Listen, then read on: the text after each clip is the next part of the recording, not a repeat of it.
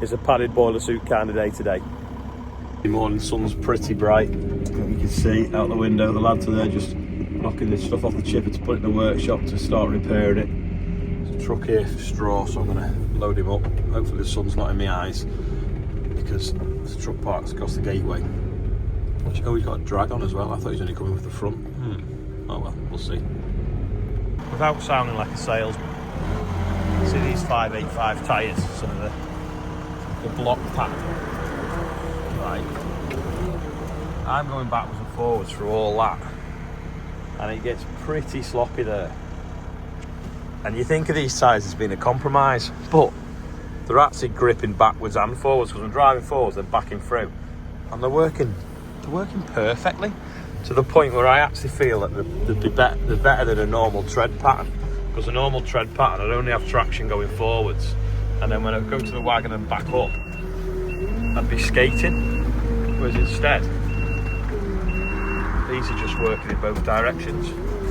So what I thought was a compromise is actually the perfect tyre for the situation. I'm just putting these bottom ones on edge, because if I stack them up I'll end up with two wet bits. If I put them on edge in the sun, let them dry a bit before I stack them. But yeah, that's proper slop that. And I'm not having to sort of correct it. Normally you're like spinning the wheel in all directions, trying to compensate for slipping.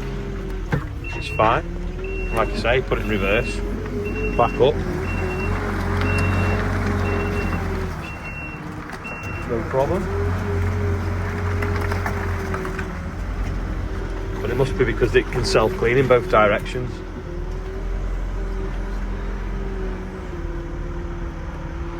And then drain off a bit.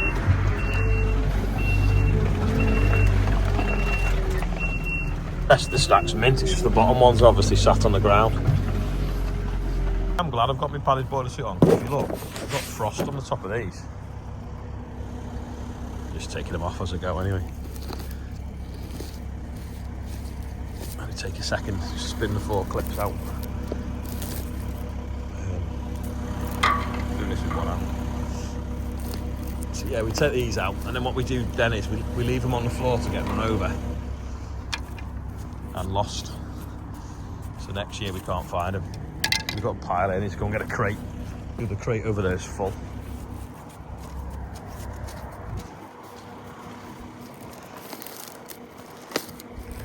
Yeah, we nearly got rid of the straw at this yard, but there's still plenty at Wellbrook. Morgan's just been stripping this down, ready to pull the anvil out. And I don't know whether you can see, obviously that's what did the damage yesterday, but it's pretty. Can't get the camera in. Can't really get it to focus through that mesh. So that thing there, that should be flat. That piece of plate. It goes down, along, down again. So, got to try and whether we chop it out and change it, or try and heat it up and straighten it. But yeah, that's done a bit of damage. There's a normal hammer. You can see how big a chunk it was. And then round the front,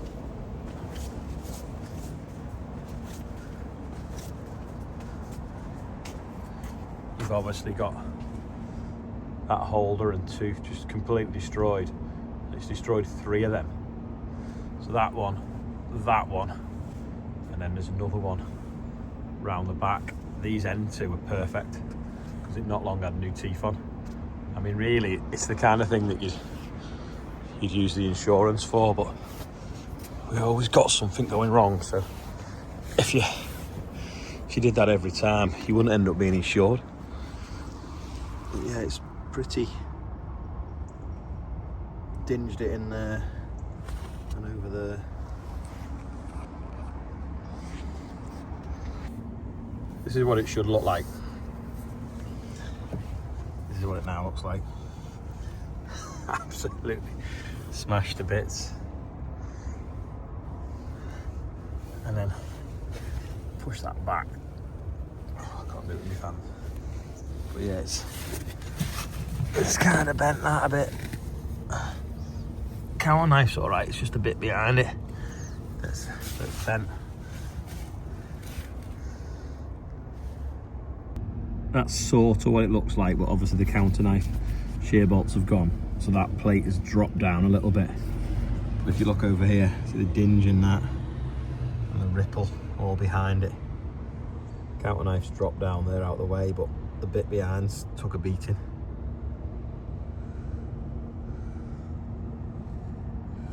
We got the Merlot there just ratcheting out the stationary knife.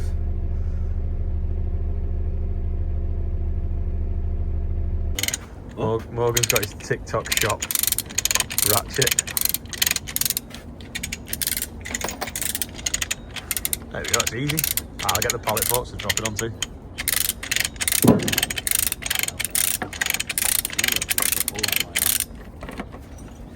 Oh yeah. Let me get the pallet forks. Well, we've got it out now onto the forks. If I just put a lock, should just slide out. You can't really see for the reflection. We've got some cracks on that side of the chassis.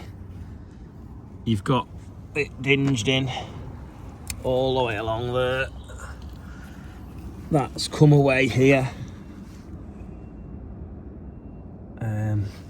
Them plates have fell out the bottom, one of them. And then that is the state of that. So you can see there.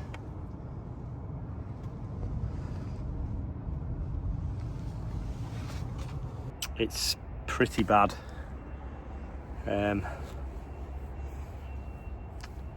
So I'm just speaking to them now to see about repairing it, whether we start hacking it about ourselves or it goes back to the factory. But there's a big chunk of metal in there that's got a lot of fabrication in it that's just completely twisted. So I'm waiting for them to ring me back to see what they can do.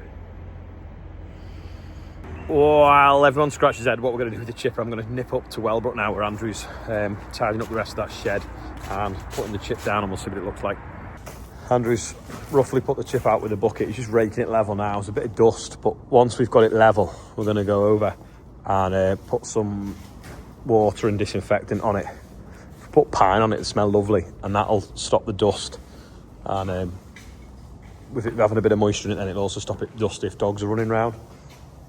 So we've probably got a little bit too much, so we'll use some of that in the boiler. We've been some nice chip from last year we've been saving, but yeah, give it a bit when we've got it done. Should look right.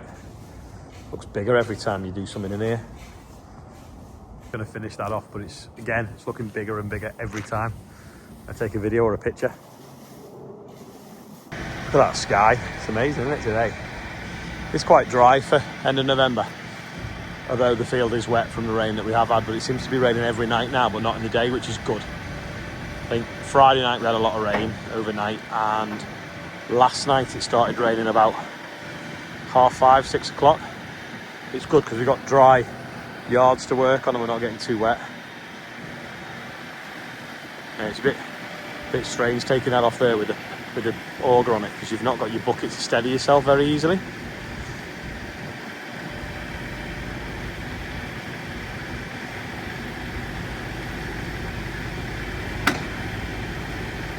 Kind of just got to let it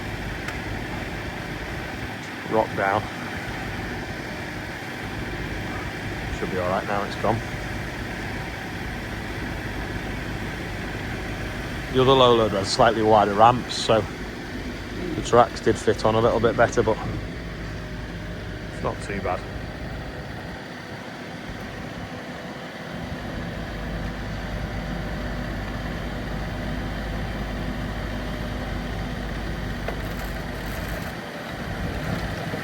Yep, that's off.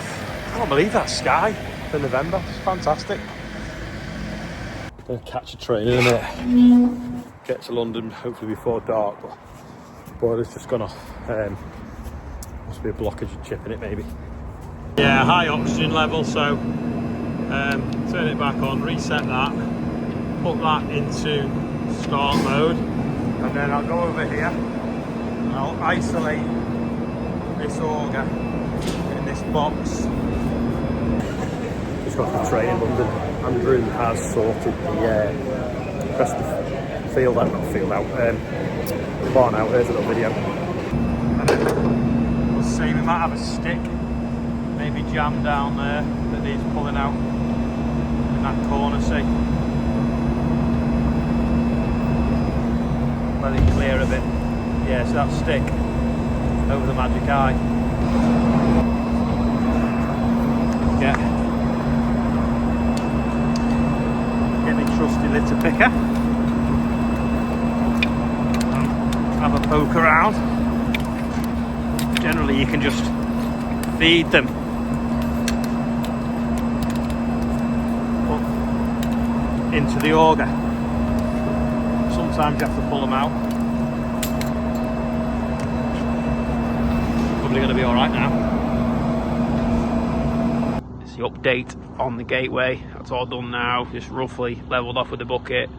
Raked all the edge off there. All big bricks. They're now all gone and tidied up. And then in the car park,